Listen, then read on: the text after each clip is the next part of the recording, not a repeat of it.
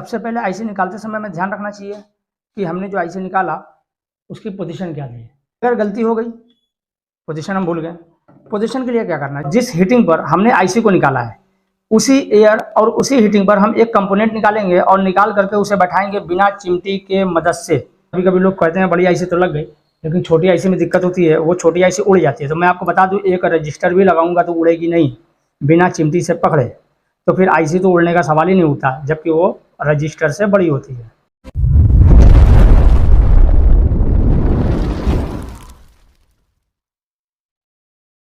Part 1 में आप लोगों ने देखा कि किस तरह से हमने आईसी को रिवॉल्व किया।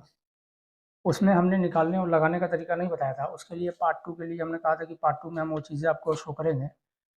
तो इस वीडियो में हम आपको बताएंगे कि आईसी को निकालना कैसे है, मदरबोर्ड को क्लीनिंग कैसे करना है और उसके बाद आईसी को प्रॉपर कैसे बैठाना है। क्योंकि होता क्या है कि कभी-कभी देखते होंगे कि जब आप हिट मारते हैं तो आईसी कभी आपकी फ्लाइंग कर जाती है, उड़ जाती है। और या तो कभी-कभी क्या होता है कि जब आप मदरबोर्ड को साफ़ करते हैं तो इस तरह का आपको घिसा हुआ दिखता है और इसमें क्या होता है कि आईसी भी आपकी इस तरह से ख़राब हो जाती है। तो आज हम बात करेंगे कि किस तरह से बनाया जाए, आईसी को रिवॉल्व किया जाए और लगाया जाए, जिससे कि हमारी ना ही आईसी ख़राब हो और ना ही मदरबोर्ड का जो प्रिंट है वो शॉर्ट हो।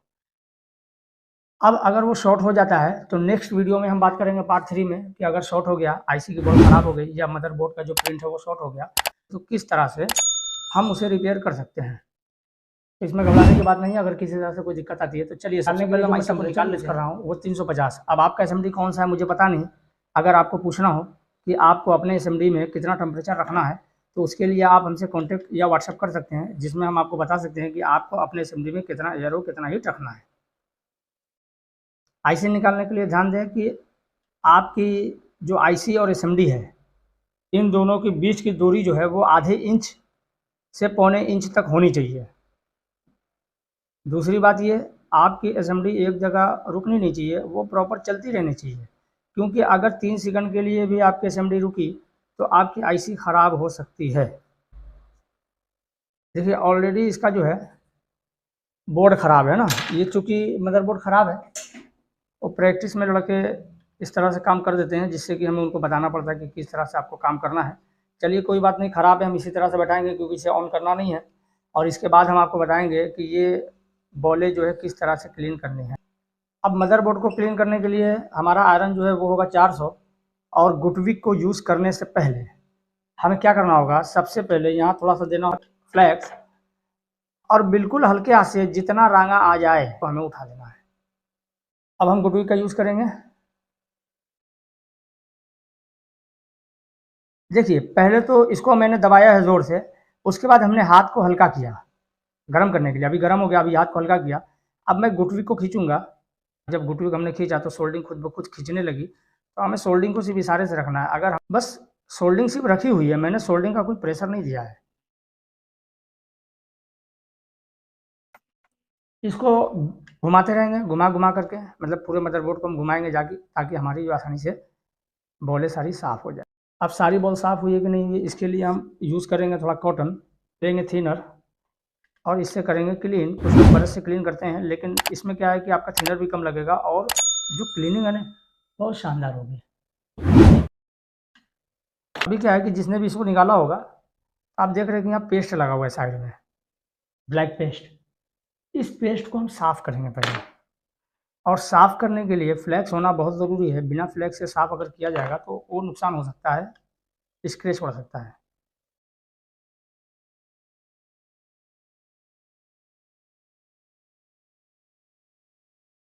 देखिए आपको किसी तरह की कोई भी दिक्कत या परेशानी आती है, या आपसे कुछ नुकसान हो जाता है ना, या आपसे सेट डेड हो जाता है, तो आप डायरेक्ट हमें कॉन्टैक्ट कर सकते हैं। हम कोशिश करेंगे कि आपका प्रॉब्लम सॉल्व हो जाए। उसके लिए आपको बिल्कुल भी हिचकिचाने की ज़रूरत नहीं है ना। आप मुझे व्हाट्सएप करें, कॉल करेंगे, मैं बिज़ी रहूँगा तो रिप्लाई में थोड़ी दिक्कत होगी। मुझे आप व्हाट्सएप करके आप मेरा वेट कर सकते हैं ना। मैं आपको कोशिश करूँगा जल्द से जल्द रिप्लाई देने की। तो किसी भी तरह की कोई समस्या आपके साथ आती है तो आप मुझे कॉल्स कर सकते हैं, चाहे वो आपके मोबाइल से रिलेटेड हो, चाहे वो सोल्डिंग आयरन से रिलेटेड हो, चाहे ओसीएम मशीन लेमिनेशन से रिलेटेड हो, और बबल रिमूवर पंचिंग, कुछ भी।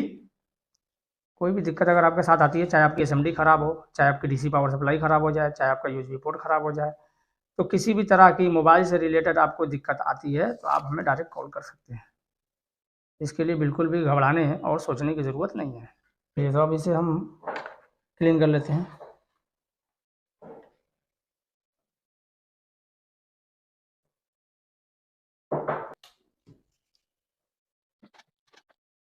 अगर आपका हाथ साफ है तो ब्लेड चलाने में कोई दिक्कत नहीं है ना, ब्लेड आप चला सकते हैं, लेकिन हाथ साफ ना हो, प्रैक्टिस ना हो तो ब्लेड का यूज़ आप ना करें। इसको क्लीन करने के लिए आप गुठवी की ही मदद ले सकते हैं। इसको क्लीन करने के लिए थोड़ा सा प्रेस करना पड़ेगा आपको।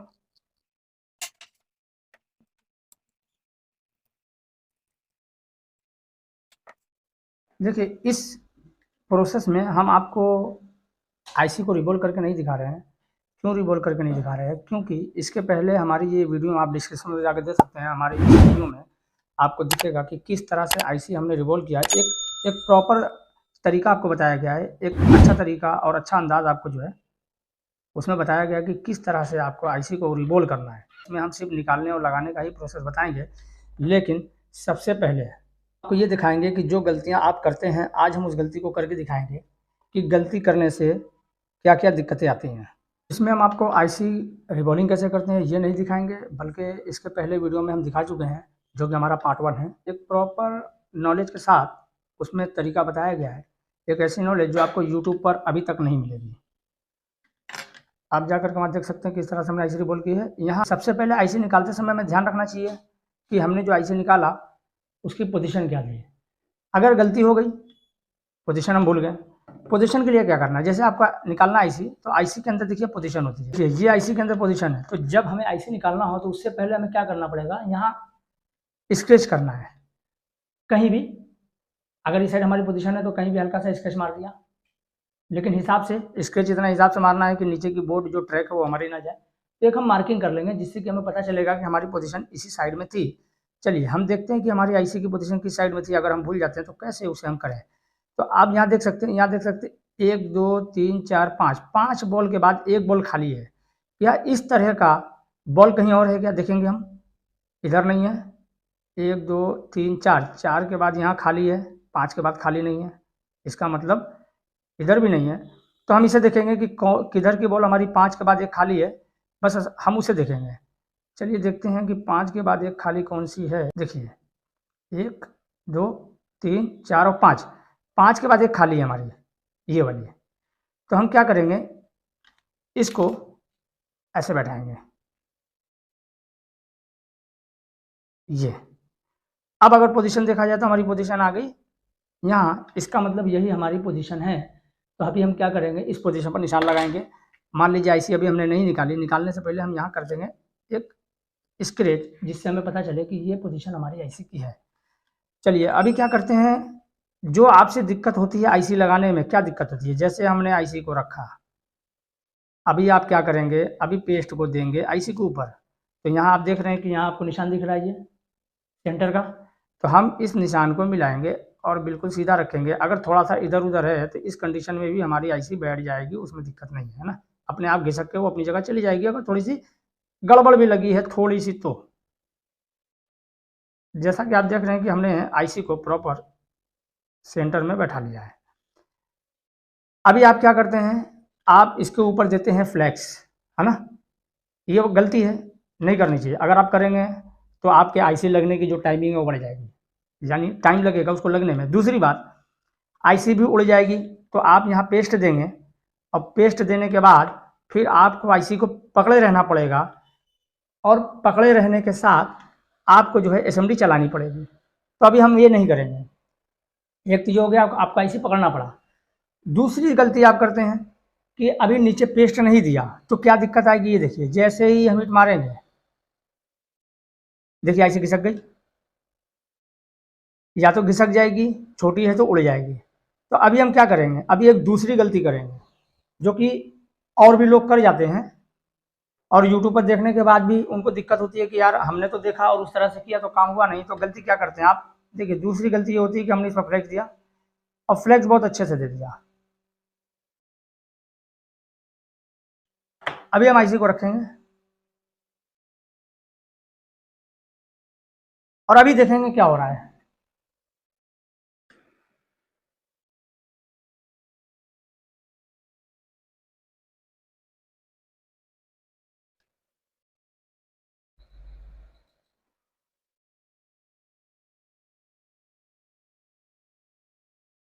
देखिए आईसी क्या है, आईसी हमारी जो है ना, आईसी हमारी हिल रही है, तैर रही है। तो क्या होगा, आईसी हमारी तैरेगी तो अपनी जगह से घिसक जाएगी। तो अभी हम क्या करेंगे उसको समझेंगे।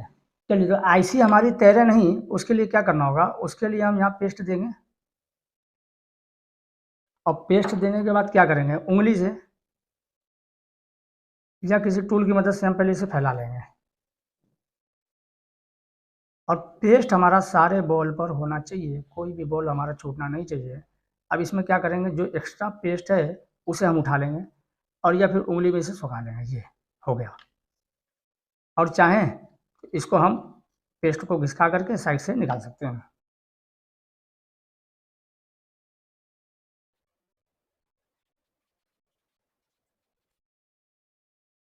अभी हमने पेस्ट बस सिर्फ बॉल पर भिगाने के लिए लगाया था। अभी क्या करेंगे, हम धीरे धीरे इसको घुमाते रहेंगे और हिट करते रहेंगे। अब जो आईसी हमारी है वो कहीं भी जाएगी नहीं, अपनी जगह प्रॉपर बैठ जाएगी और तैरेगी नहीं। तो नीचे पेस्ट ज़्यादा होने की वजह से तैर रही थी। अभी देखिए नीचे से पेस्ट निकल रहा है बाहर, मतलब इससे समझ में आया कि हमारी आईसी जो है नीचे की सारी बॉल मेल्ट हो गई होगी। तो बाहर का एक कंपोनेंट हम हिला के देखेंगे, ये देखिए। और बोर्ड पर अपनी चिमटी को रखेंगे। बोर्ड पर मैंने चिमटी रखा है, चिमटी हवा में नहीं है। अगर हवा में होगी तो प्रॉपर हिला नहीं पाएंगे। और धीरे से इसको टच करेंगे, ये देखिए हिला क्या, धीरे से टच करेंगे। देखिए, इसको 2-3 बार हिला के दिखा रहा हूँ मैं, देख रहे हैं। देखिएगा कि हमको आपने 2-3 बार हिलाते हुए देखा, तो आपको 2-3 बार नहीं हिलाना है, बस आपको इतना मूव कराना है, आपको पता चले कि आईसी हमारी मूव कर गई है ना। बस वो दिखाने के लिए 2-3 बार हिलाया था कि आपको दिख जाए कि हिल भी रही है आईसी की नहीं हिल रही है। आईसी हमारी प्रॉपर बैठ गई। अब इसके बाद हम जो पार्ट 3 में दिखाएंगे वो दिखाएंगे कि जो आईसी आपसे ख़राब हो जाती है सोल्डिंग से, सारी आईसी घिस जाती है और नीचे का मदरबोर्ड घिस जाता है, तो उसे कैसे रिपेयर कर सकते हैं। और उसके बाद हम दिखाएंगे आपको सीपीयू, जो कि रिवॉल्व करने में काफ़ी दिक्कत का सामना आप लोगों को करना पड़ता है, तो उसको रिवॉल्व करके दिखाएंगे। और लगाने और बैठाने का प्रोसेस वही होगा। चलिए, अभी क्या करेंगे, जिस एयर पर और जिस हीटिंग पर हमने आईसी को निकाला है, उसी एयर और उसी हीटिंग पर हम एक कंपोनेंट निकालेंगे और निकाल करके उसे बैठाएंगे बिना चिमटी के मदद से, यानी बिना चिमटी के पकड़े हम उसे लगाएंगे। चलिए, तो सबसे पहले हम इसे निकाल लेते हैं,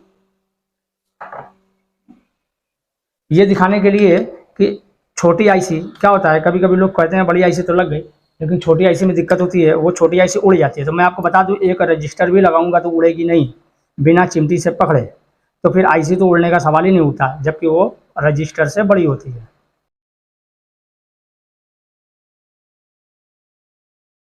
बोर्ड को ठंडा होने दें, उसके बाद ही आपको करना है ट्यूनिंग। देखिए, अब इसको लगाने के लिए क्या करेंगे, इसको लगाने के लिए सीधा सा रास्ता ये, हल्का सा यहाँ हम देंगे फ्लेक्स।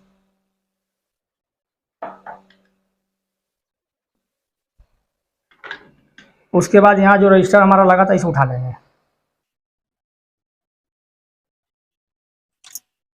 हमने फ्लेक्स दिया और यहाँ हमने कंपोनेंट को रख दिया। अभी देखिए, हमें पकड़ने की जरूरत नहीं। आप हीट और एयर देख सकते हैं कितना है, 350 और 60, जिस पर हमने आईसी निकाली और लगाई है। अब हम सीधे असेंबली को करीब ले जाएंगे, अब बिल्कुल करीब भी ले जा सकते हैं, कोई दिक्कत नहीं है। और बस सिर्फ इसे हीट करेंगे। अभी आप देखिएगा, ये देखिए कट गया, मतलब आपको टच करने की भी जरूरत नहीं पड़ी और ना ही हमारा रजिस्टर उड़ा। तो ये प्रोसेस अगर आप रखेंगे, पेस्ट को मेंटेन करके रखेंगे, तो इस तरीके से आपका रख जाए। देखिए, ना हमें सोल्डिंग लगाने की जरूरत पड़ी, ना चिमटी से हिलाने की जरूरत पड़ी। कभी जरूरत पड़ सकती है चिमटी से, थोड़ा मूव करा सकते हैं इधर उधर हो गया तो, लेकिन आप देखिए बिल्कुल प्रॉपर लगा। अगर चिमटी से आप पकड़ के लगाएंगे तो इतना प्रॉपर ये लगेगा नहीं। तो ये बिल्कुल सही तरीका है आईसी निकालने और लगाने का। और इस प्रोसेस को अगर आप करेंगे तो एक ग्राफिक्स आईसी और लाइट आईसी से लेकर के सीपीयू तक आपको दिक्कत नहीं होगी। और छोटी आईसी से बड़ी आईसी यानी सीपीयू एमएमसी तक भी आपको लगाना है तो यही प्रोसेस होगा, इसके अंदर कोई चेंजिंग नहीं होगी।